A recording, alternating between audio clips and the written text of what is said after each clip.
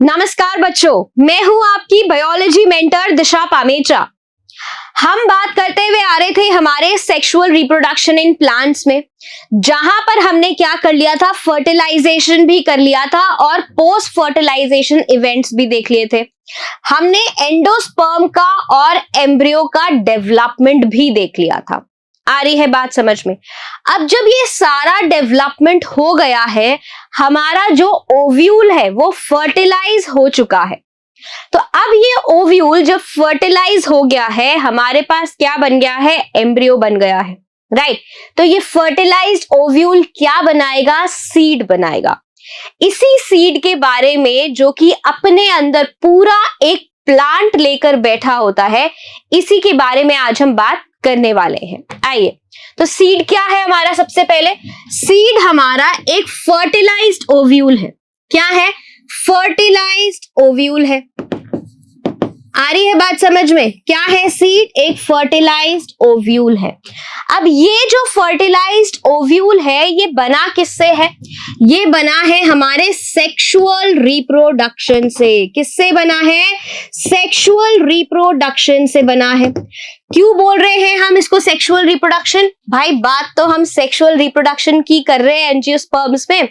तो यहाँ पर हुआ क्या है कि एक मेल गमीट आया है हमारे पास में, दैट इज जो पोलन ग्रेन्स में से आया है, राइट? कहां से? कौन लेकर आया है? पोलन ग्रेन लेकर आया है। इसने हमारे को क्या दिया था? याद करो, शुरू में इसने हमारे को दिए थे मेल गमीट्स दिए थे। कितने दिए थे? 2 दिए थे। अब 2 में से एक मेल गमीट ने जाकर किसके साथ में फ्यूज किया? जो ओवा था हमारे पास में, एग सेल जो था हमारे पास में एम्ब्रियो सैक के अंदर, उससे जाके फ्यूज किया। और जब उससे जाके फ्यूज किया तो जो फर्टिलाइज्ड ओव्यूल बना, वो क्या बनाएगा? अब इवेंचुअली वही बनाएगा हमारा सीड। और जो दूसरा हमारा मेल गमीट था, दूसरे मेल गमीट ने क्या किया था? पोलर न्यूक्लियाई से फ्यूजन किया था। क्या किया था? पोलर न्यूक्लियाई से फ्यूजन करके क्या बनाया था? एंडोस्पर्म बनाया था। प्राइमरी एंडोस्पर्म न्यूक्लियस बनाया था, जिससे क्या बना था? एंडोस्पर्म बना था। आ रही है बात समझ की नहीं आ रही है? तो यहां पर क्या हुआ है, हमारा जो सीड है वो एक फर्टिलाइज्ड ओव्यूल है, सेक्सुअल रिप्रोडक्शन से बना है। और कहां बन रहा है ये पूरा जो फर्टिलाइजेशन का प्रोसेस हो रहा है? ये कहां हो रहा है? तुम्हारे ओवरी के अंदर हो रहा है। याद आ रहा है या नहीं आ रहा है? अगर तुम्हारे को तुम्हारे ओवरी का डायग्राम याद दिलाया जाए तो ये क्या था? हमारा पूरा ओवरी था। यस और नो? राइट। और इसके अंदर हमारा कौन था? इसके अंदर हमारा ओव्यूल था। और ओव्यूल के अंदर कौन था? ओव्यूल के अंदर हमारा एम्ब्रियो सैक था। ऐसे हमारे पास क्या थे? एम्ब्रियो सैक थे। और यहां पर सेंट्रली हमारा कौन प्लेस था? एग सेल प्लेस था, जिससे यहां पर हमारा क्या आया था? पोलन ग्रेन आया था। यस और नो? पोलन ग्रेन आया था, यहाँ पर पोलन ग्रेन आया था। और पोलन ग्रेन ने क्या बनाई थी? अपनी पोलन ट्यूब बनाई थी, जिसके अंदर से मेल गमीट्स आए थे। एक मेल गमीट ने हमारे इस एग सेल के साथ में फ्यूज किया था। एग सेल के साथ में एक मेल गमीट ने फ्यूज कर लिया। तो फिर ये कैसा बन गया?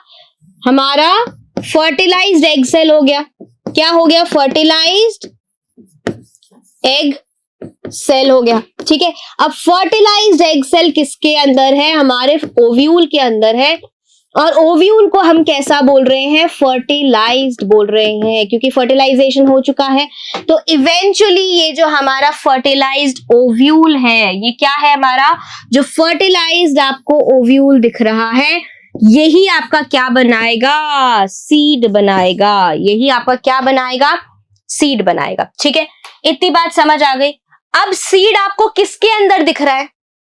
सीड आपको किसके अंदर दिख रहा है?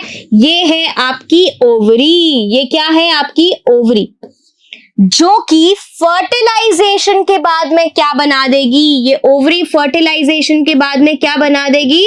फ्रूट बनाएगी। क्या बनाएगी? फ्रूट बनाएगी। और जो हमारी यहाँ पर ओवरी की वॉल है, ये जो हमारे क्या स्टिग्मा और स्टाइल सब विदर ऑफ हो जाएंगे।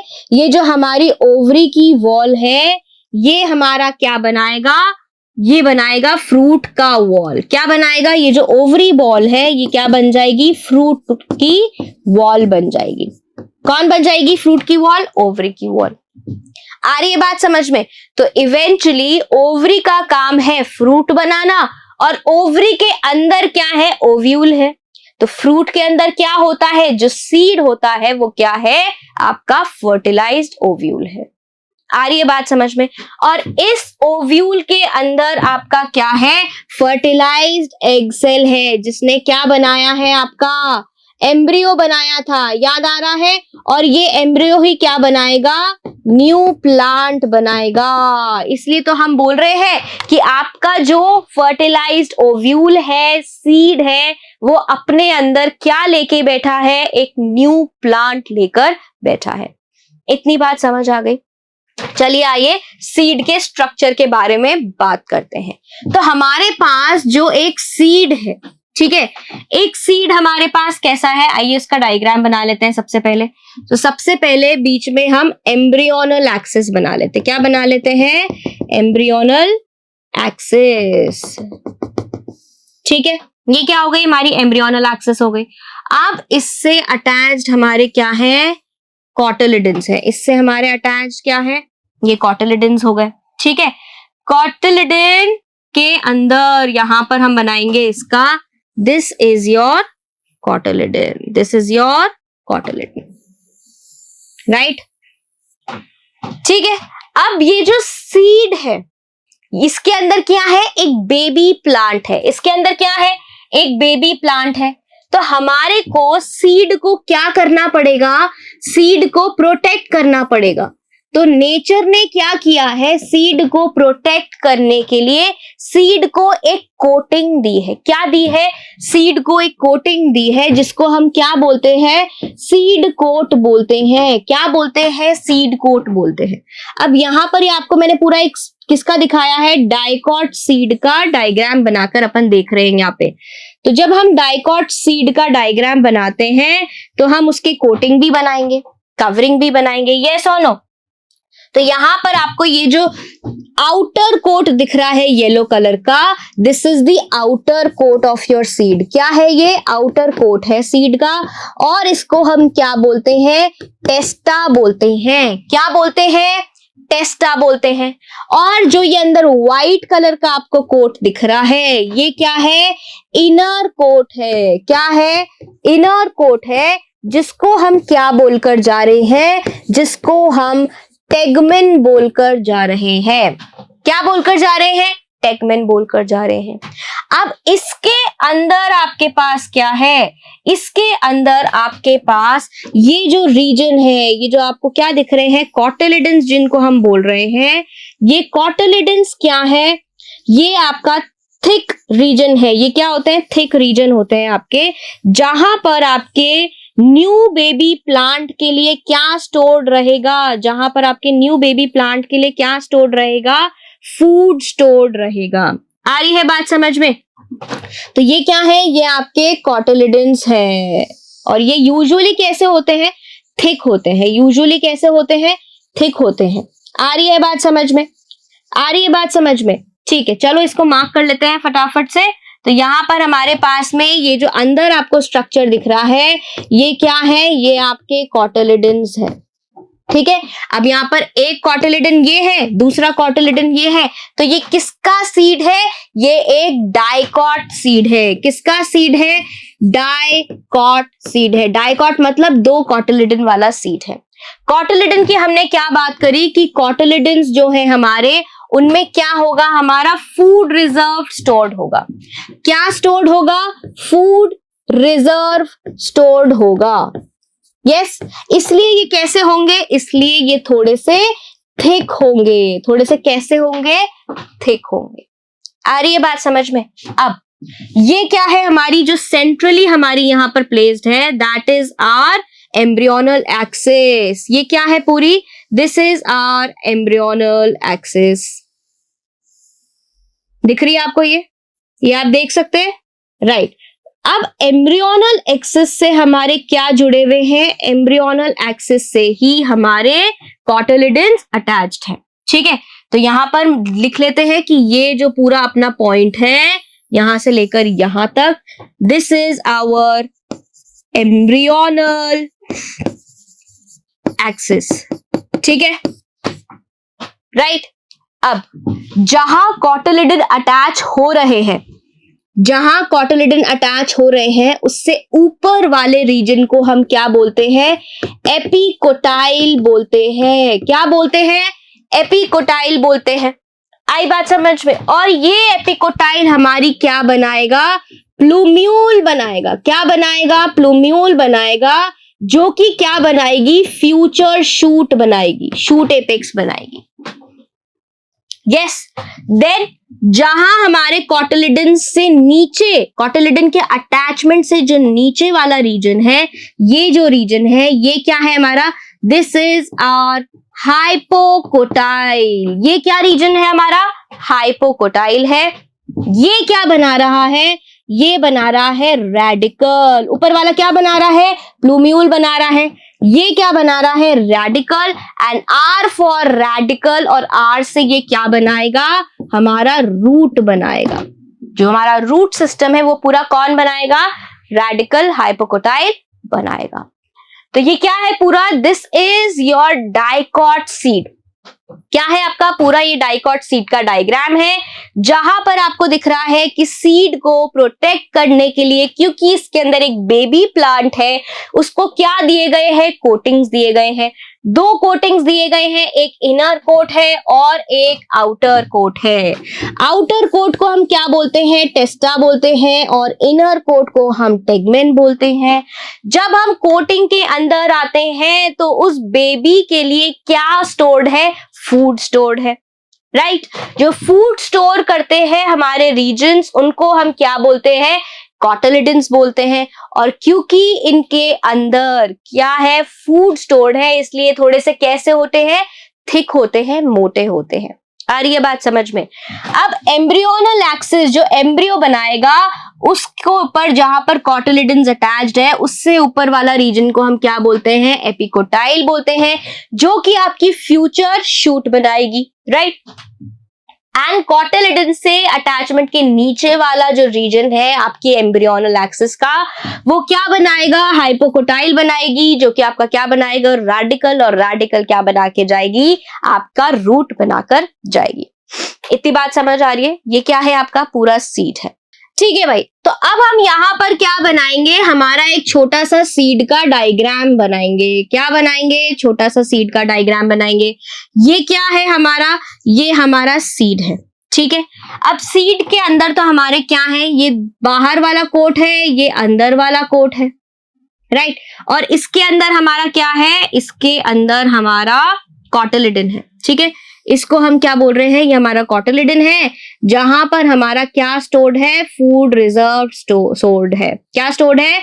फूड रिजर्व स्टोर्ड है। आ रही है बात समझ में? ठीक है, चलो अब यहां पर हमारे को क्या देखना है? हमारे सीड के जो कोट्स हैं, ये जो आपको क्या दिख रहा है? ये आपको टेस्टा दिख रही है, और ये आपको क्या दिख रही है? टेगमेन दिख रही है। ठीक है, नाउ ये जो सीड कोट्स होते हैं हमारे, ये बहुत हार्ड होते हैं। क्या होते हैं? बहुत ज्यादा हार्ड होते हैं।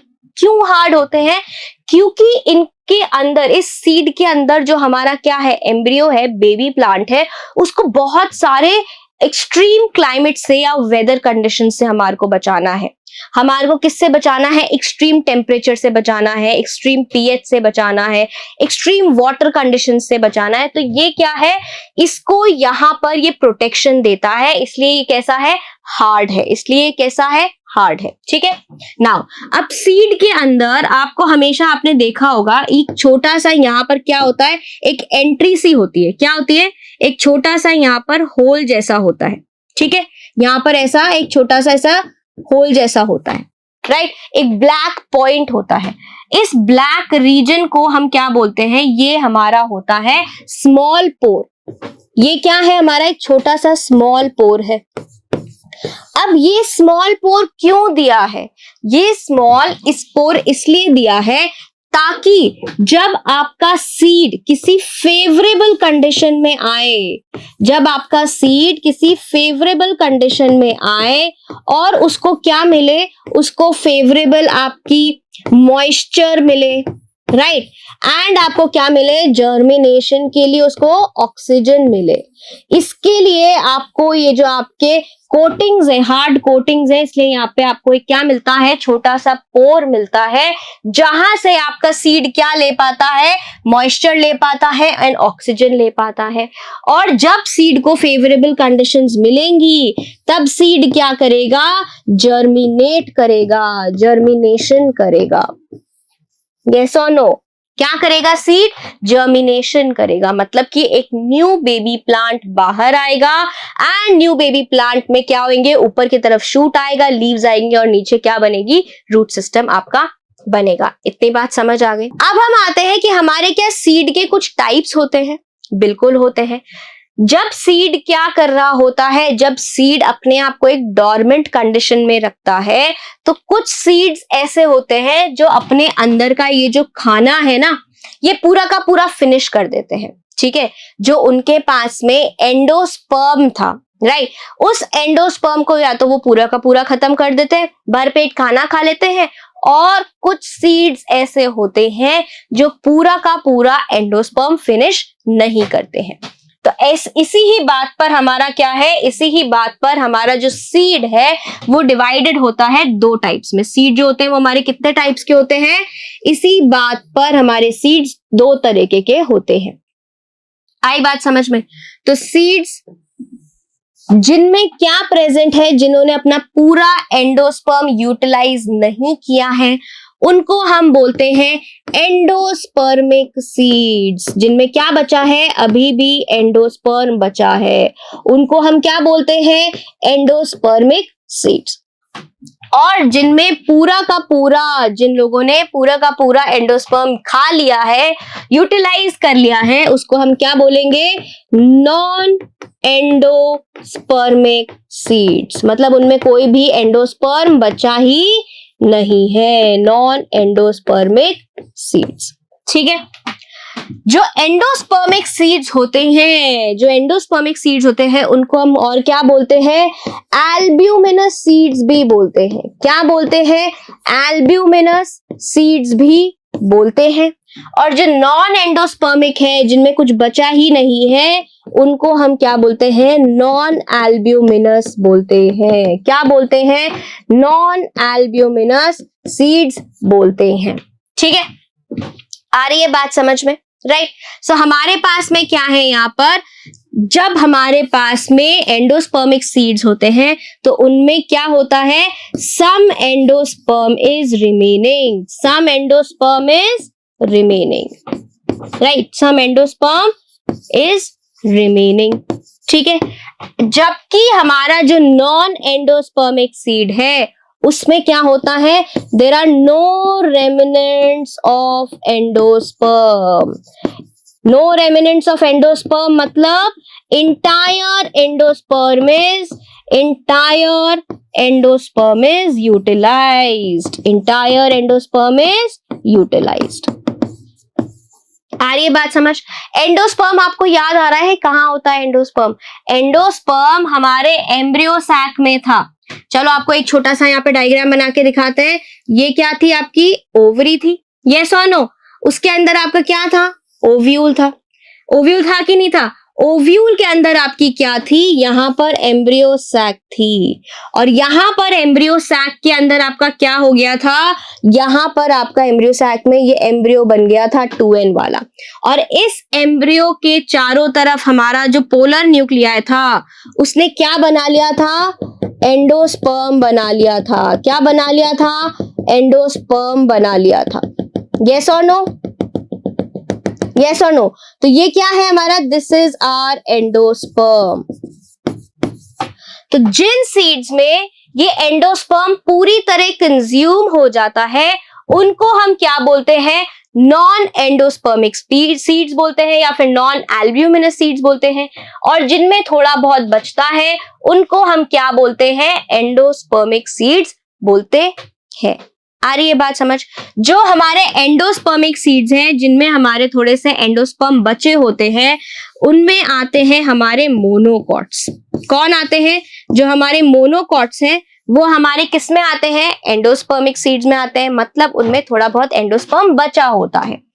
जबकि जो हमारे नॉन एंडोस्पर्मिक सीड्स हैं उनका एग्जाम्पल कौन है? मोस्टली हमारे जो डाइकॉट सीड्स होते हैं वो कैसे होते हैं?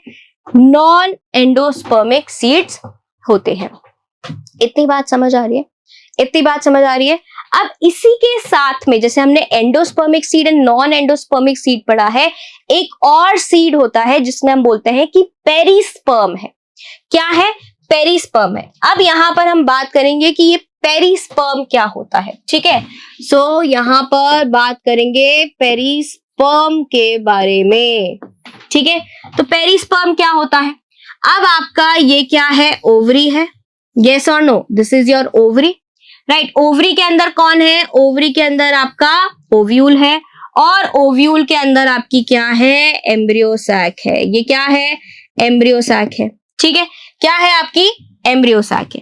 अब इस ओव्यूल के अंदर और एम्ब्रियो सैक के बीच में अगर आपको याद हो तो हमने यहां क्या बनाए थे? न्यूक्लियस बनाया था। क्या बनाया था? न्यूक्लियस बनाया था, जिसका काम क्या था? जिसका भी काम न्यूट्रिशन का था। जिसका काम क्या था? न्यूट्रिशन का था। क्या बनाया था हमने? न्यूक्लियस के सेल्स बनाए थे। अब ये जो न्यूक्लियस के सेल्स हैं, जिन हमारे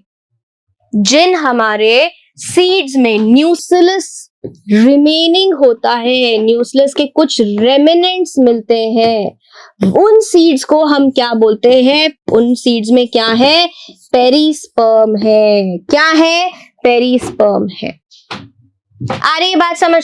तो जिन सीड्स में हमारे पास न्यूक्लियस बचा हुआ है, न्यूक्लियस की रिमेन्स है, उन न्यूक्लियस के रिमेन्स को हम क्या बोलते हैं? पेरिस्पर्म बोलते हैं। और ये पेरिस्पर्म हमारे को कहां देखने को मिलता है? जो हमारी काली मिर्ची होती है, ब्लैक पेपर, उसके सीड्स में हमारे को देखने को मिलता है। किसमें मिलता है? जो हमारी काली मिर्ची होती है, ब्लैक पेपर, उसके जो काले काले सीड्स होते हैं उसमें हमारे को देखने को मिलता है। तो पेरिस्पर्म कहाँ होता है? आपकी ब्लैक पेपर में होता है। इतनी बात समझ आ गई? इतनी बात समझ आई? तो यहां पर अब हम क्या देख लेते हैं, एक बार छोटा सा सीड का रिवीजन कर लेते हैं। आइए देखते हैं कि हमारी जो एनसीईआरटी है वो क्या बोलती है। तो एनसीईआरटी बोलती है कि जो सीड है वो आपका क्या है? फर्टिलाइज्ड ओव्यूल है। ये हमारे को बात समझ आ गई। जिस ओव्यूल में फर्टिलाइजेशन हो गया उसके क्या बन गया? सीड बन गया। सीड किसका प्रोडक्ट है? फाइनल प्रोडक्ट है हमारे सेक्सुअल रिप्रोडक्शन का। और कहां पे मिलता है?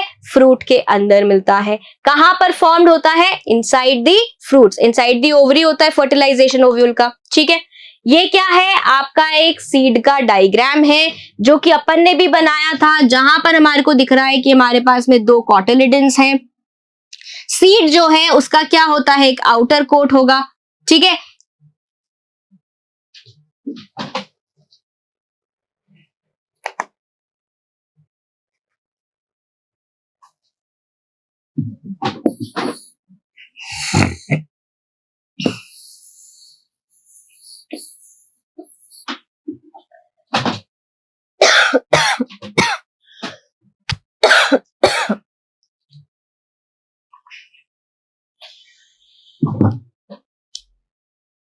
आई बात समझ में? अब हम आते हैं और तो हमारा जो पेरिस्पर्म है कहां देखने को मिलता है? काली मिर्ची में देखने को मिलता है, ब्लैक पेपर में देखने को मिलता है। अब हम देख लेते हैं कि जो हमारी एनसीईआरटी है वो सीड के लिए क्या कहकर जाती है। आइए, तो एनसीईआरटी कहती है कि आपका जो सीड है वो कैसा है? एक फर्टिलाइज्ड ओव्यूल है। जिस ओव्यूल में फर्टिलाइजेशन हो गया उसने क्या बना दिया? सीड बना दिया। सीड किसका फाइनल प्रोडक्ट है? सेक्सुअल रिप्रोडक्शन का। कहां बनकर जाता है? फ्रूट में बनकर जाता है, ओवरी के अंदर बनता है। राइट। ये क्या है, एक डाइकॉट सीड का डायग्राम है जो अपन ने भी बनाया था। ये एक डाइकॉट है, 2 कॉटिलिडन्स है इसकी। आपको बाहर की तरफ में सीड कोट देखना है एंड सीड कोट के अंदर क्या दिख रहा है, आपको कॉटिलिडन्स दिख रही हैं। क्या दिख रही हैं, कॉटिलिडन्स दिख रही हैं, राइट। सीड कोट के अंदर क्या है, कॉटिलिडन्स है एंड हमारा यहाँ पर सेंटर में क्या होगा, एम्ब्रियोनल एक्सिस होगा। जो एम्ब्रियोनल एक्सिस का ऊपर वाला रीजन होगा उसको हम एपिकोटाइल बोलेंगे, जो कि क्या बनाएगा, फ्यूचर शूट बनाएगा। एंड उससे अटैचमेंट के नीचे वाला जो रीजन है उसको हम क्या बोलेंगे, हाइपोकोटाइल बोलेंगे, जो कि हमारा रूट सिस्टम बनाएगा। आ गई बात समझ में। सीड कोट को प्रोटेक्ट करने के लिए हमारे पास में क्या होते हैं, कुछ बाहर में सीड कोट्स होते हैं जो कि क्या होते हैं, टेस्टा और टेगमेन होते हैं। उसके अंदर हमारा कौन सा रीजन होता है, कॉटिलिडन रीजन होता है, जो कि सिंपल स्ट्रक्चर्स होते हैं, थिक स्ट्रक्चर्स होते हैं, स्वोलन होते हैं थोड़े से, क्योंकि उनके अंदर क्या है, फूड रिजर्व स्टोर्ड है। क्या है उनके अंदर, फूड रिजर्व स्टोर्ड है। और ऐसा ज्यादातर हमारे को कहां देखने को मिलता है, लेग्यूम्स में देखने को मिलता है। आ रही है बात समझ में। उसके बाद में हमने पेरिस्पर्म की बात करी कि जिन भी सीड्स में हमारा न्यूसिलस बचा हुआ था, जहां पर हमारे को क्या मिल रहा है, रेसिडुअल या फिर परसिस्टेंट न्यूसिलस मिल रहा है। इन सीड्स में ये जो न्यूसिलस है इसको हम क्या बोलेंगे, पेरिस्पर्म बोलेंगे। और ऐसे सीड्स को हम क्या बोलते हैं, पेरिस्पर्मिक सीड्स बोलते हैं। एग्जाम्पल क्या है, ब्लैक पेपर है और बीट है हमारा, ठीक है। नेक्स्ट हम बात करेंगे हमारी यहाँ पर इंटीग्यूमेंट्स के बारे में, जो हमारी क्या थी, आउटर कोट थी। जो हमारी क्या थी, आउटर कोटिंग थी, उसको हमने टेस्टा बोला था। एंड जो हमारा इनर कोटिंग था, क्या था, हमारा इनर कोट था, उसको हमने क्या बोला था, टेगमेन बोला था। अब ये दोनों ही कोटिंग कैसे होते हैं, बहुत ज्यादा हार्ड होती है। कैसे होती है, हार्ड एज टफ, क्योंकि इसको क्या करना होता है, सीड को प्रोटेक्ट करना होता है फ्रॉम एक्सट्रीम कंडीशंस, जिससे कि सीड डैमेज हो सकता है, खराब हो सकता है। क्योंकि सीड क्या है, सीड न्यू जनरेशन को लाने वाला है। सीड के अंदर क्या है, बेबी प्लांट है और सीड एक न्यू बेबी प्लांट को क्या देगा, बर्थ देगा। इसलिए सीड को प्रोटेक्ट करने के लिए जो उसके आउटर और इनर कोट होते हैं वो बहुत ज्यादा हार्ड होते हैं, राइट। फिर क्या होता है, एक छोटा सा पोर होता है जिसको हम माइक्रोपाइल बोलते हैं, वो सीड कोट के अंदर होता है, जिससे कि हमारी किसकी एंट्री, ऑक्सीजन की एंट्री एंड वाटर की एंट्री सीड के अंदर जाएगी। और जब ये जाएगी तो सीड हमारा क्या करेगा, जर्मिनेट करेगा। इतनी बात समझ आ रही है। उसके बाद में हमारे पास यहाँ पर क्या है, सीड का एक डायग्राम है। यहाँ पर सीड के डायग्राम में आप बहुत क्लियरली देख सकते हैं कि बाहर क्या है, टेस्टा है, ये क्या है, टेस्टा है। फिर हमारे पास में क्या है, टेगमेन है। उसके अंदर हमारे पास में क्या है, यहाँ पर कॉटिलिडन है, जहां पर आपका फूड क्या है, स्टोर्ड है। फिर आपको हाइपोकोटाइल पता है एंड एपिकोटाइल भी पता है। अब ये तो क्या था हमारा, this was our dicot seed. ये क्या था, हमारा डाइकॉट सीड था। ये क्या है, this is our monocot seed. ये क्या है, एक मोनोकॉट सीड है, मोनोकॉट का एम्ब्रियो है, राइट। उसके अंदर हमारे को क्या दिख रहा है, हमारा एंडोस्पर्म भी दिख रहा है, जहां पर हमारा क्या है, रिजर्व फूड स्टोर्ड है। हमने क्या बोला था कि जो हमारे मोनोकॉट सीड्स होते हैं उनमें क्या होता है, एंडोस्पर्म होता है। इसलिए यहां पर मोनोकॉट सीड में आपको क्या दिखाया है, आपको एंडोस्पर्म दिखाया है। यस और नो, एंडोस्पर्मिक सीड का हमने एग्जाम्पल क्या लिया था, मोनोकॉट लिया था। And corn is an example of endospermic seed. बात समझ आ रही है कि नहीं आ रही है। एंडोस्पर्म के अंदर यहाँ पर क्या है, डेवलपिंग एम्ब्रियो है। ये क्या है, डेवलपिंग एम्ब्रियो है, जो कि एक नया प्लांट हमारा बनाकर जाएगा। और इस एम्ब्रियो के बाहर में क्या है, एंडोस्पर्म है, और एंडोस्पर्म के बाहर किससे कवरिंग है, सीड कोट से कवरिंग है, जो कि सीड को क्या करके जाती है, प्रोटेक्ट करके जाती है। आई बात समझ में पूरी कि कैसे डाइकॉट और मोनोकॉट में हमारे पास में सीड कोड होता है और सीड का स्ट्रक्चर कैसा होता है। इतनी बात समझ आ रही है या नहीं आ रही है। मेरे हिसाब से यहाँ पर पिक्चर बिल्कुल क्रिस्टल क्लियर हो चुकी है, ठीक है। फिर हमारे पास यहाँ पर क्या है, टाइप्स ऑफ सीड है। एल्ब्यूमिनस सीड्स मतलब हमारे कौन से, एंडोस्पर्मिक सीड्स, इनको हम और क्या बोलते हैं, एंडोस्पर्मिक सीड्स भी बोलते हैं। क्या बोलते हैं, एंडोस्पर्मिक सीड्स। और जो नॉन एल्ब्यूमिनस सीड्स होते हैं वो हमारे कैसे होते हैं, नॉन एंडोस्पर्मिक सीड्स। क्या होते हैं, नॉन एंडोस्पर्मिक सीड्स, जिसमें कि पूरा का पूरा एंडोस्पर्म कंज्यूम कर लिया गया है। आ रही है बात समझ। एल्ब्यूमिनस रिटेन करते हैं कुछ पार्ट ऑफ एंडोस्पर्म, राइट। जो एंडोस्पर्म है वो एम्ब्रियो के टाइम में पूरा कंज्यूम नहीं होता है, कुछ उसके पार्ट्स बच जाते हैं। किन किन में होता है, अभी हमने पीछे देखा किसमें, कॉर्न में मतलब मेज में, राइट। वीट में, बार्ली में एंड कैस्टर में हमारे क्या होते हैं, हमारे पास में एंडोस्पर्मिक सीड्स होते हैं। अगर यही हम बात करें नॉन एल्ब्यूमिनस सीड्स की, मतलब कि जहां पर कोई भी रेजिडुअल एम्ब्रियो एंडोस्पर्म नहीं है, एम्ब्रियो डेवलपमेंट के टाइम में एम्ब्रियो ने पूरा का पूरा एंडोस्पर्म खा लिया है, अब उस सीड के अंदर एंडोस्पर्म नहीं बचा है, तो इसको हम क्या बोलेंगे, नॉन एंडोस्पर्मिक सीड्स या फिर नॉन एल्ब्यूमिनस सीड्स।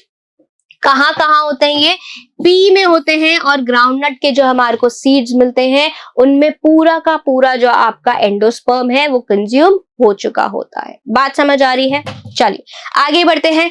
अब हम यहां पर बात करते हैं कि जो सीड है उसका बेसिकली फंक्शन कैसे होता है। जो सीड है उसको हम क्या बोलते हैं, फार्मर का फ्रेंड बोलते हैं। यस और नो, सीड जब हमारे को मिलता है तो हम सीड को एक जगह से दूसरे जगह भी लेके जा सकते हैं। इतनी सारी हमारे को क्या मिलती है, उसके साथ बेनिफिट्स मिलती हैं, राइट। तो ये जो सीड है जो हम कहकर जा रहे हैं कि इसके आउटर कोट्स इतने हार्ड और टफ होते हैं, फार्मर का फ्रेंड होता है, एक जगह से दूसरी जगह लेकर जाया जा सकता है, ऐसा क्यों है, तो इसके बारे में बात करते हैं। तो यहां पर हो क्या रहा है, सीड में जो आपका क्या है, सीड है, उसके अंदर सीड जो होता है, इवेंचुअली जब सीड मिच्योर करता है, सीड क्या करता है, जब सीड बड़ा होने लगता है, मिच्योर करता है, तो मैच्योरेशन के टाइम में सीड के अंदर जो वाटर होता है, जो पानी होता है, वो धीरे धीरे क्या होता जाता है, रिड्यूस होता जाता है। क्या होता जाता है, कम होता जाता है। अब जब पानी आप कहीं से रिड्यूस कर दोगे, पानी कम कर दोगे, तो वो कैसा हो जाएगा, ड्राई हो जाएगा। तो आपका जो सीड है, जब वो वाटर लॉस हो जाता है, उसके अंदर क्या हो जाता है, सीड के अंदर वाटर का लॉस हो जाता है। आ रही है बात समझ।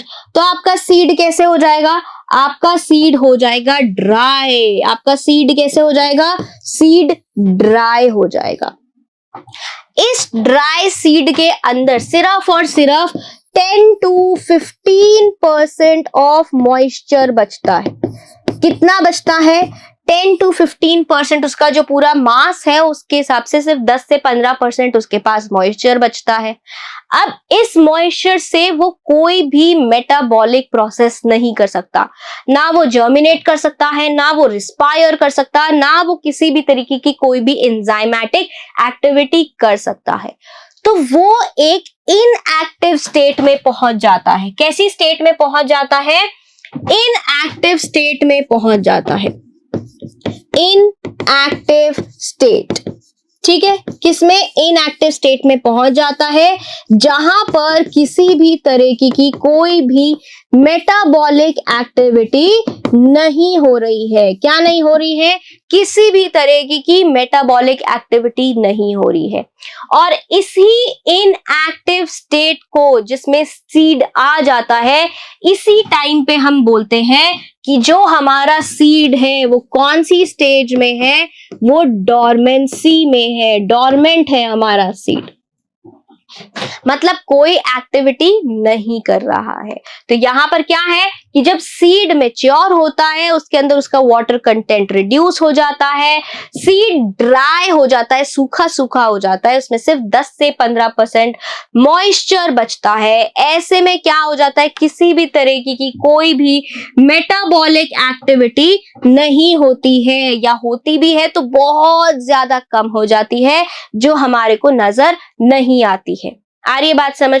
इसलिए जो एम्ब्रियो है वो एक इनएक्टिव स्टेट में पहुंच जाता है, जिसको हम क्या बोलते हैं? डॉर्मेंट स्टेज बोलते हैं। जिसको हम क्या बोलते हैं? डॉर्मेंट स्टेज बोलते हैं, राइट। अब ऐसे सीड को, जब ये सीड आपका डॉर्मेंट स्टेज में पहुंच गया है, ऐसे सीड को अगर आप क्या देते हो? फेवरेबल कंडीशंस देते हो। क्या देते हो? फेवरेबल कंडीशंस देते हो। फेवरेबल कंडीशंस मतलब उसकी पसंदीदा कंडीशंस। उसको मॉइस्चर मिले, उसको क्या मिले? ऑक्सीजन मिले, उसको क्या मिले? एक अच्छा ऑप्टिमम टेम्परेचर मिले एंड साथ ही में ऑप्टिमम पीएच भी मिले। जब उसको ये सारी चीजें उसके हिसाब से मिलती हैं, उसके फेवर में मिलती हैं, तब हमारा जो ये सीड है वो क्या करता है? तब हमारा ये सीड जर्मिनेट करता है। क्या करता है? हमारा सीड जर्मिनेशन करता है। मतलब कि सीड को जब क्या मिलेंगी? एडिक्वेट एटमॉस्फेयर मिलेगा, टेम्परेचर मिलेगा, मॉइस्चर मिलेगा, ऑक्सीजन मिलेगा, तो सीड क्या करेगा? जर्मिनेट करेगा। आ रही है बात समझ में? इतनी सी बात समझ में आ रही है, ठीक है। अब तो ये जो हमारे सीड में डिहाइड्रेशन हुआ और सीड ने वाटर लॉस करके एक डॉर्मेंट स्टेज में चला गया, तो इस वजह से सीड्स जो हैं वो बहुत ज्यादा एडवांटेजेस हो जाते हैं। सीड्स के क्या होते हैं? बहुत सारे फायदे होते हैं, ठीक है। क्या होते हैं? बहुत सारे फायदे होते हैं, जैसे कि सीड्स बेटर कोलोनाइजेशन में मदद करते हैं स्पीशीज की। क्या करते हैं? Better colonisation of species. क्यों? क्योंकि इनमें बहुत सारी अडेप्टिव स्ट्रैटेजीज होती हैं। आ रही है बात समझ में? उसके बाद में सीड्स के अंदर क्या होता है? बहुत सारा फूड रिजर्व होता है, जो कि आपकी जो यंग सीडलिंग है उसको नरिश करेगा। उसको क्या करेगा? नरिश करेगा जब वो जर्मिनेशन कर रही होगी, ठीक है। आ रही है बात समझ में? सीड के बाहर क्या होते हैं? सीड कोट होते हैं, जो कि यंग एम्ब्रियो को प्रोटेक्ट करके जाते हैं। ये भी हमने बात करी थी, इसलिए ये भी क्या है? एक सीड का एडवांटेज है। और हमारे पास में जो सीड है वो क्या हो सकता है? एक जेनेटिक कॉम्बिनेशन का सोर्स हो सकता है, जिससे कि हम हमारे प्लांट्स में क्या ला सकते हैं? वेरिएशंस ला सकते हैं, राइट। क्या ला सकते हैं? वेरिएशंस ला सकते हैं। अब हमने जब क्रॉस पॉलिनेशन पढ़ा था, तो हमने क्या पढ़ा था कि हमारे पास में आर्टिफिशियल हाइब्रिडाइजेशन हम करा सकते हैं इमैस्कुलेशन से और बैगिंग के मेथड से। तो हम हमारे डिजायर्ड कैरेक्टर वाले पोलन ग्रेन से फर्टिलाइजेशन करवा सकते हैं। तो जो सीड बनेगा वो क्या कैरी करेगा? एक डिफरेंट जेनेटिक कॉम्बिनेशन, एक डिफरेंट वेरिएशन लेकर आएगा, जो कि आपके नेक्स्ट जनरेशन में, नेक्स्ट प्लांट में आपको विजिबल होगा। आ रही है बात समझ में? साथ ही में आप क्या खाते हो? सीड्स खाते भी हो। खाते हो कि नहीं खाते हो? मूंगफली आप खाते हो, पीस आप खाते हो, ये सारे क्या हैं? आपके सीड है। आप जो भुट्टे के ऊपर लगे हुए कॉर्न खाते हो, वो क्या है? सीड्स है। तो आप सीड्स खाते हो कि नहीं खाते हो? पंपकिन सीड्स खाते हो आप कई बार वाटरमेलन सीड्स भी हम च्यू करते हैं, राइट। तो ये सारे क्या है? They are used as food. Flax seeds हम खाते हैं, कहते हैं बहुत ज्यादा न्यूट्रिशियस होते हैं ये सीड्स। तो क्या है? These can be used as sea food, right. And these can also be used to raise crops, and उसको नेक्स्ट ईयर हम एक नई क्रॉप बनाने के लिए भी क्या कर सकते हैं? यूज कर सकते हैं। तो ये सारे क्या थे? हमारे सीड के एडवांटेजेस थे। क्या क्या एडवांटेजेस है? बेटर कोलोनाइजेशन ऑफ स्पीशीज, ठीक है। क्यों कोलोनाइज हो रहा है? क्योंकि उसके पास बहुत सारी अडेप्टिव स्ट्रैटेजीज है। दूसरा क्या है? बहुत सारे जेनेटिक कॉम्बिनेशंस हम बना सकते हैं। तीसरा क्या है? इसका हार्ड कोट है, जो कि प्रोटेक्ट कर रहा है हमारे एम्ब्रियो को। चौथा क्या है? उसके पास बहुत सारा फूड रिजर्व है, जो कि यंग सीडलिंग को जर्मिनेशन पे क्या करेगा? नरिश करेगा, और सीड्स को हम फूड की तरह भी यूज कर सकते हैं और नेक्स्ट जनरेशन के क्रॉप्स को रेज करने के लिए भी यूज कर सकते हैं।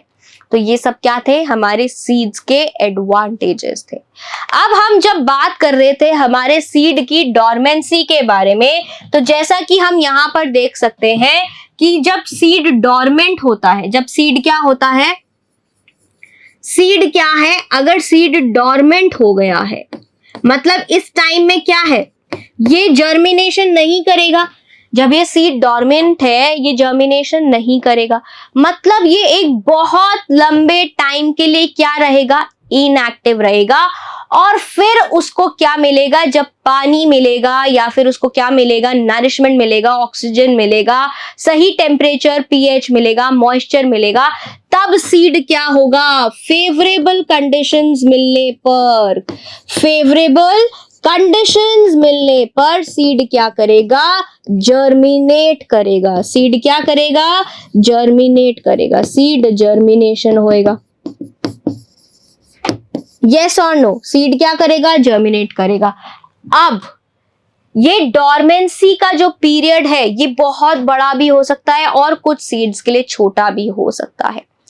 अगर ये सीड बहुत लंबे टाइम तक डोरमेंट रहने के बाद भी अगर इसको फेवरेबल कंडीशंस मिले और ये जर्मिनेट हो जाए, मतलब ये सीड क्या है, एक लंबे समय तक वायेबल रहा है। हमने पोलन ग्रेन्स की वायबिलिटी पढ़ी थी कि पोलन ग्रेन्स कितने टाइम बाद भी जाकर क्या कर सकते हैं, अगर अपने स्टिग्मा पे बैठते हैं तो वो जर्मिनेट कर सकते हैं, राइट। एंड कुछ ऐसे होते हैं जो कि विद इन 30 मिनट्स क्या हो जाते हैं, खत्म हो जाते हैं, डैमेज हो जाते हैं। ऐसे ही सीड्स में भी क्या होती है, सीड्स में भी हमारे पास सीड वायबिलिटी होती है। क्या होती है, सीड वायबिलिटी होती है, राइट। अब कुछ सीड्स ऐसे होते हैं, फॉर एग्जाम्पल हमारे ल्यूपाइन के सीड्स। किसके सीड्स, ल्यूपाइन के सीड्स, ठीक है। ये एग्जाम्पल आपको आपकी एनसीईआरटी में भी दिया गया है कि ये जो ल्यूपाइन के सीड्स है, ल्यूपिनस आर्क्टिकस के, इन सीड्स का जर्मिनेशन देखा गया है आफ्टर 10,000 ईयर्स ऑफ डोरमेंसी। कितने साल तक ये डोरमेंट रहे, 10,000 ईयर तक डोरमेंट रहे, मतलब इनकी सीड वायबिलिटी कितनी थी, 10,000 ईयर की सीड वायबिलिटी थी, राइट। फिर हमारे एनसीईआरटी में एक एग्जाम्पल और दिया है हमारे पास में, दैट इज डेट पाम के सीड का। किसका, फीनक्स डेक्सटाइलीफेरा का, दैट इज डेट पाम के सीड का। तो जो ये डेट पाम का सीड है इसको 2000 ईयर्स के बाद में क्या किया गया, जर्मिनेशन देखा गया। 2000 ईयर्स की डोरमेंसी के बाद में इसका जर्मिनेशन देखा गया। तो जब इसका जर्मिनेशन इतने साल बाद देखा गया तो इसको हम क्या बोलेंगे कि डेट पाम की, फीनिक्स डेक्टाइलीफेरा के सीड की जो सीड वायबिलिटी है वो कितनी है, ऑलमोस्ट अराउंड 2000 ईयर्स। और यही अगर हम ल्यूपाइन की सीड की बात करें तो उसकी सीड वायबिलिटी कितनी है, 10,000 ईयर्स तक की है। तो कुछ सीड्स की हमारी वायबिलिटी कुछ मंथ्स की भी होती है, और जिन सीड्स की वायबिलिटी हमारे पास कुछ मंथ्स की होती है वो होते हैं हमारे ऑक्सैलिस के सीड्स। किसके सीड्स, हमारे ऑक्सैलिस के सीड्स, राइट। सो हमारे अगर सीड्स जो उनकी कैपेसिटी है टू जर्मिनेट, जो उनका टाइम है जिसके लिए वो सीड जर्मिनेशन की कैपेसिटी को होल्ड करके रखते हैं, उसको हम क्या बोलते हैं, सीड वायबिलिटी बोलते हैं। जो ल्यूपाइन के सीड है और डेट पाम के सीड्स है उनकी सीड वायबिलिटी बहुत ज्यादा है, that is for thousands of years. और जो ऑक्सैलिस के सीड्स है उनकी सीड वायबिलिटी मतलब वो कुछ ही महीनों में क्या हो जाएगा, सीड डैमेज हो जाएगा। उसके बाद आप उसको पानी दे दो, हवा दे दो, ऑक्सीजन दे दो, वो वापस से एक आपको नया प्लांट उगाकर नहीं देगा। मतलब it is only viable, it is only viable for a very short time. आ रही है बात समझ में, इतनी बात समझ आ रही है कि नहीं आ रही है, ठीक है। अब यहाँ पर हमने सीड की तो बहुत सारी बातें कर ली, अब हम बात करते हैं कि फर्टिलाइजेशन हो गया है तो भाई जो ओवरी बाहर बैठी है जिसके अंदर ये सीड बन रहा है उसका क्या हो रहा है। तो जो हमारी ओवरी है, जो क्या है, हमारी ओवरी है, दैट ऑन फर्टिलाइजेशन, वो पोस्ट फर्टिलाइजेशन के बाद क्या बनाएगी, पोस्ट फर्टिलाइजेशन के बाद में हमारी ओवरी क्या बनाती है, फ्रूट बनाती है। क्या बनाती है, फ्रूट बनाती है। आ रही है बात समझ में, ठीक है। और हमारी जो ओवरी है, जो हमारी क्या है, हमने क्या बोला था कि वो वेदर ऑफ कर जाएंगे, सारे क्या करेंगे, विदर ऑफ हो जाएंगे। और जो हमारी ओवरी का जो आउटर वॉल है, मान लो ये क्या है, हमारी ओवरी का आउटर वॉल है, तो ये जो आउटर वॉल है ये क्या बना लेगा, ये आपका बना लेगा पेरिकार्प। ये आपका क्या बना लेगा, पेरिकार्प बना लेगा। That is the outer wall of ovary. कौन बना रहा है ये pericarp, outer wall of ovary. ठीक है, आइए फटाफट से एक डायग्राम देखते हैं कि कैसे ओवरी ने फ्रूट बना लिया है और ओवरी के कौन कौन से पार्ट किसमें चेंज हो गए हैं। तो जो आउटर वॉल है ओवरी की वो क्या बनाएगी, पेरिकार्प बनाएगी। क्या बनाएगी, पेरिकार्प बनाएगी। ठीक है, अब पेरिकार्प जो है अगर हम उसको फ्रूट में देखें तो वो तीन में डिवाइडेड है, तीन हिस्सों में डिवाइडेड है। ठीक है, जो हमारा आउटर स्किन है जिसको हम छिलके की तरह से उतार देते हैं उसको हम बोलते हैं एपिकार्प। क्या बोलते हैं, एपिकार्प बोलते हैं। एपिकार्प के अंदर हमारा क्या आता है, जब मैंगो का हम ऊपर से छिलका उतार देते हैं तो अंदर क्या आता है, पल्पी रीजन आता है। क्या आता है, पल्पी रीजन होता है, फ्लैशी रीजन होता है, खाने वाला रीजन होता है, जिसको हम क्या बोलेंगे, जिसको हम बोलेंगे मीजोकार्प। ठीक है, और उसके अंदर क्या आता है, फिर एक गुठली निकलती है आपकी। ठीक है, क्या निकलता है, अंदर का सीड निकलता है, गुठली निकलती है, उसके हम स्टोनी वॉल को क्या बोलते हैं, एंडोकार्प बोलते हैं। ये तीनों क्या है, एपिकार्प, मीजोकार्प, एंडोकार्प, ये तीनों क्या है हमारी, this entire thing is the outer wall of ovary, जिसने क्या बनाया है, पेरिकार्प बनाया है। क्या बनाया है, पेरिकार्प बनाया। अब इस पेरिकार्प के अंदर हमारा क्या होगा, सीड होगा, और सीड के अंदर हमारा क्या होगा, एम्ब्रियो होगा, और एम्ब्रियो के अंदर, एम्ब्रियो क्या होता है, हमारा बेबी प्लांट होता है, और सीड के अंदर हमारे बेबी प्लांट के लिए क्या होगा, फूड रिजर्व होगा, और सीड के बाहर क्या होगा, सीड कोट होगा। आ रही है बात समझ में? इतनी बात समझ आई कि नहीं आई कि कैसे ओवरी क्या बनाया, फ्रूट बनाया।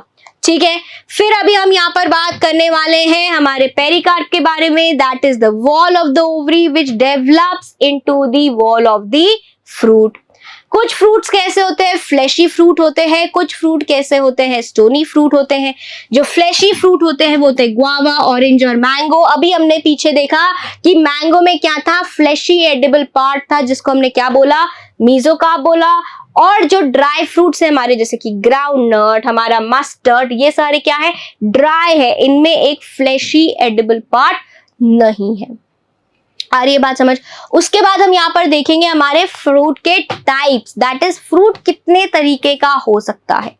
अब अगर हम बात करें फ्रूट के टाइप्स की, तो हमारे पास में मोस्टली फ्रूट्स कैसे बनते हैं, जो ओवरी है वो फ्रूट कब बनाएगी, जब उसका क्या हो जाएगा, फर्टिलाइजेशन हो जाएगा, तब बनाएगी। ठीक है, तब बनाएगी, यस और नो।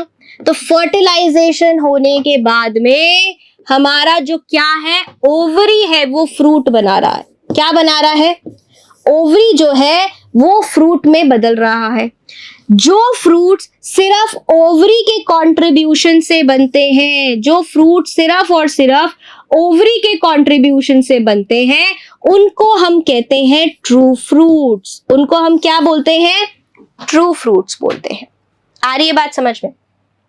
जो फ्रूट्स, दोबारा सुनो, जो फ्रूट्स हमारे सिर्फ ओवरी से बनते हैं उनको हम क्या बोलते हैं, ट्रू फ्रूट्स।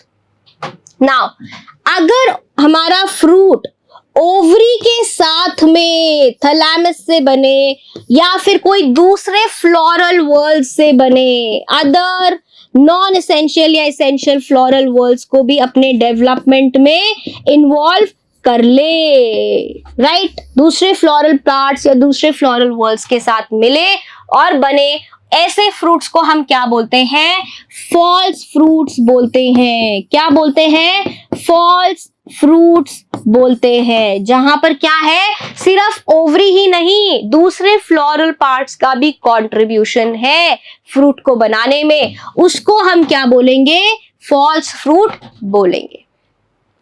आ रही है बात समझ में? तीसरे तरीके का हमारे पास यहाँ पर फ्रूट जो है वो है जो विदाउट फर्टिलाइजेशन बना है। जो क्या बना है? विदाउट फर्टिलाइजेशन बना है। ऐसे फ्रूट को हम क्या बोलते हैं? ऐसे फ्रूट को हम बोलते हैं पार्थिनोकार्पिक फ्रूट। क्या बोलते हैं? Parthenocarpic fruit. आ रही है बात समझ में? जो फ्रूट बिना फर्टिलाइजेशन के ही बन जाता है उनको हमने क्या बोला है? Parthenocarpic fruit. बात करें ट्रू फ्रूट्स में हमारे कौन से फ्रूट आ जाएंगे? हमारे गुआवा आ जाएगा, मैंगो आ जाएगा, ऑरेंज आ जाएगा। ठीक है, जो सिर्फ किससे बनते हैं? सिर्फ और सिर्फ ओवरी से बनते हैं। लेकिन जो हमारे ओवरी के साथ में अगर थैलेमस को भी ले ले या दूसरे फ्लोरल पार्ट को भी ले ले, वो क्या होते हैं? False fruits. फॉर एग्जाम्पल हमारा एप्पल, ठीक है, आपका एनसीईआरटी में डायग्राम भी दे रखा है आपके फॉल्स फ्रूट का।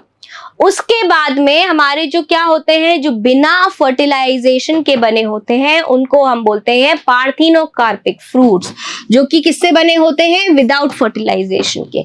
इसका एग्जाम्पल क्या है? बनाना हमारा इसका एग्जाम्पल है। ठीक है, आ रही है बात समझ में? तो ये जो डायग्राम है ये आपको कहाँ दिया हुआ है? आपकी एनसीईआरटी में दिया हुआ है, जहां पर आपको दिखाया है कि जो एप्पल है उसमें कुछ पार्ट किसका है? थैलेमस का भी है। मतलब ओवरी के साथ में आपको थैलेमस का भी पार्ट आ रहा है। तो ये कैसा फ्रूट है? फॉल्स फ्रूट है। कैसा फ्रूट है? फॉल्स फ्रूट है। साथ ही में आपको स्ट्रॉबेरी का भी क्या दिया हुआ है? स्ट्रॉबेरी का भी आपको डायग्राम दिया गया है, जहां पर आपको क्या दिखाया है कि स्ट्रॉबेरी के फॉर्मेशन में किसका इन्वॉल्वमेंट है? थैलेमस का इन्वॉल्वमेंट है। और स्ट्रॉबेरी भी कैसा फ्रूट है? हमारा एक फॉल्स फ्रूट है। तो अब हम यहाँ पर ये तो बात कर चुके हैं कि अगर हमारा फ्रूट बिना फर्टिलाइजेशन का बन रहा है तो उसको हम क्या बोलते हैं? पार्थिनोकार्पिक फ्रूट बोलते हैं। लेकिन सोचो, अगर आपका सीड बिना फर्टिलाइजेशन का बन जाए तो उसको आप क्या बोलोगे? तो यहां पर एक प्रोसेस और होता है जहां पर आपका सीड बनता है विदाउट फर्टिलाइजेशन। बिना फर्टिलाइजेशन के क्या बनेगा? आपका सीड बन जाएगा। और ये सीड जब फर्टिलाइजेशन ही नहीं कर रहा है तो कौन से तरीके का रिप्रोडक्शन करेगा? ये करेगा आपका एसेक्सुअल तरीके का रिप्रोडक्शन। कैसा रिप्रोडक्शन? एसेक्सुअल तरीके का रिप्रोडक्शन करेगा। और हमारे को लगेगा कि ये किसकी नकल कर रहा है, किसको कॉपी मार रहा है?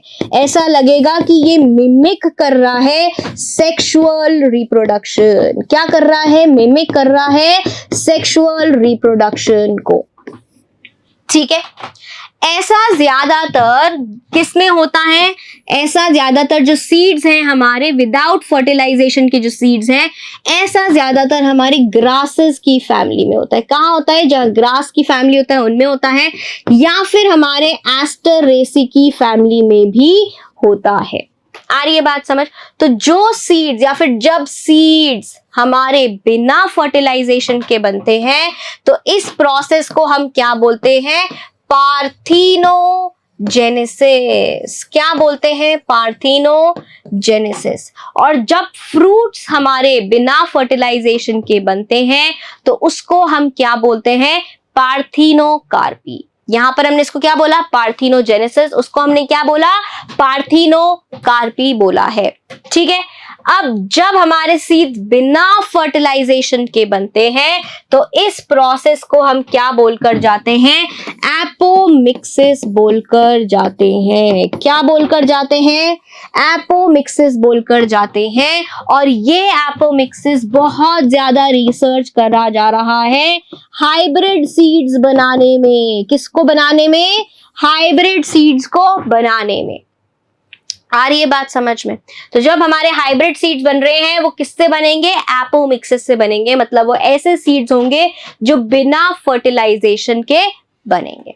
ठीक है, तो यहाँ पर क्या है, आपके ग्रासेस की जो फैमिली है, किसकी फैमिली है, ग्रासेस की फैमिली है, एस्टरेसी की फैमिली है। वहां आपको कैसे सीड्स देखने को मिलेंगे, एपोमिक्टिक सीड्स देखने को मिलेंगे। कैसे मिलेंगे, एपोमिक्टिक सीड्स देखने को मिलेंगे, राइट। ठीक है, कैसे होंगे, कुछ फ्लावरिंग प्लांट्स में सीड्स बिना फर्टिलाइजेशन के मिलेंगे, एसेक्सुअल रिप्रोडक्शन से मिलेंगे, बनेंगे, ऐसा लगेगा सेक्सुअल रिप्रोडक्शन से बने हैं। कहाँ है, एस्टरेसी और ग्रासेस है। ठीक है, ये बात हो गई हमारी सीड्स की। अब कुछ हमारे प्लांट्स ऐसे होते हैं जहां पर हमारे को एक से ज्यादा एम्ब्रियो मिलता है। क्या मिलता है, एक से ज्यादा एम्ब्रियो मिलता है। इस कंडीशन को हम क्या बोलते हैं, पॉलीएम्ब्रियोनी बोलते हैं। अब इन कंडीशंस में ऐसे प्लांट में क्या होता है, अगर आप देखें तो यहां पर एक ही सीड में से दो प्लांट निकल रहे हैं। एक ही सीड में से क्या हो रहे हैं, दो प्लांट निकल रहे हैं, क्योंकि एक सीड के अंदर एक प्लांट नहीं बल्कि बहुत सारे बेबी प्लांट्स थे, बहुत सारे एम्ब्रियोज थे। अब सोचने वाली बात है कि ये कैसे हो रहा है। अब सोचने वाली बात ये है कि ऐसा क्यों हो रहा है। तो आपका जो न्यूसिलस है, जो आपके ओव्यूल के अंदर आपका न्यूसिलस है, वो कई बार क्या करता है, प्रोट्रूड करने लगता है। उसके कुछ सेल्स जो होते हैं वो प्रोट्रूड करने लगते हैं। हम यहाँ पर क्या बना रहे हैं, एक ओव्यूल बना रहे हैं, राइट। एंड इस ओव्यूल के अंदर हम क्या बना रहे हैं, ये एम्ब्रियो सैक बना रहे हैं। और इस एम्ब्रियो के सैक के अंदर हमारा यहाँ पर क्या है, ये एम्ब्रियो है। क्या है, ये एम्ब्रियो है हमारा, ये हमारा असली वाला एम्ब्रियो है। अब क्या होता है, हमारे एम्ब्रियो सैक के बाहर हमारा क्या होता है, न्यूसिलस होता है। ये न्यूसिलस है या नहीं है, यस और नो, यस। अब इस न्यूसिलस के सेल्स जो होते हैं वो कुछ कुछ हमारे एम्ब्रियो के अंदर ऐसे प्रोट्रूड करने लगते हैं और यहाँ पर आके डिवाइड करने लगते हैं। क्या करने लगते हैं, यहाँ आकर डिवाइड करने लगते हैं। तो ये जो न्यूसिलर सेल्स हैं ये क्या बना लेते हैं, ये एक्स्ट्रा एम्ब्रियोज बना लेते हैं। क्या बना लेते हैं, ये एक्स्ट्रा एम्ब्रियो बना लेते हैं। और इस वजह से ये क्या होता है, पॉली एम्ब्रियोनी हो जाती है, राइट। तो क्या होता है, कुछ न्यूसिलर सेल्स जो सराउंड करते हैं एम्ब्रियो सैक को, वो डिवाइड करते हैं, फिर वो एम्ब्रियो सैक में प्रोट्रूड करते हैं और फिर वो क्या बना लेते हैं, एम्ब्रियो बना लेते हैं।